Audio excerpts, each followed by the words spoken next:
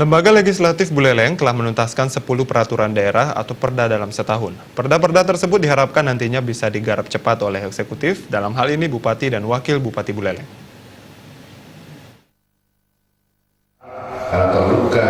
Selama tahun 2019, DPRD sebagai legislatif telah menyelesaikan 10 perda. Dengan demikian, DPRD Kabupaten Buleleng tidak mempunyai tunggakan tugas selama tahun 2019, bahkan melebihi dari target yang diusulkan. Seluruh produk legislatif yang berupa peraturan daerah diharapkan dapat dilaksanakan dan diterapkan dengan baik oleh eksekutif selaku pelaksana roda pemerintahan. Sementara itu pada tahun 2020 mendatang, Dewan Buleleng menargetkan akan menuntaskan 12 saran perda menjadi perda. Ketua DPRD Buleleng Gede Supriyatna menjelaskan, jumlah perda yang dirampungkan tidak menjadi acuan dalam menilai kinerja DPRD. Fokusnya adalah ke depannya dalam pembahasan perda-perda yang diajukan, baik usulan eksekutif maupun inisiatif Dewan agar lebih didalami lagi, sehingga keberadaannya tidak tumpang tindih. Hal yang terpenting adalah bagaimana peraturan daerah tersebut dapat realisasi secara maksimal di masyarakat.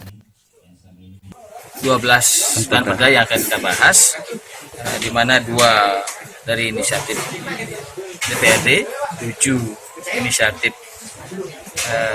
eksekutif, dan 3 ada perda yang sifatnya rutin seperti APBD dan juga perubahan APBD serta perda untuk tahun 2021. Ini bukan tergesa-gesa, tapi maksudnya adalah lebih efektif dalam pembahasan perda dalam artian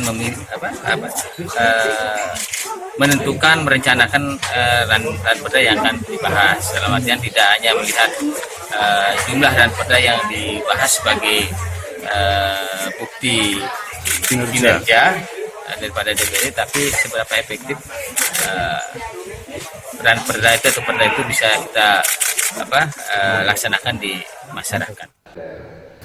Meski sudah menyelesaikan 10 perda, kinerja Dewan masih memiliki beberapa catatan. Dalam hal ini, kesadaran anggota Dewan masih kurang untuk mengikuti sidak paripurna.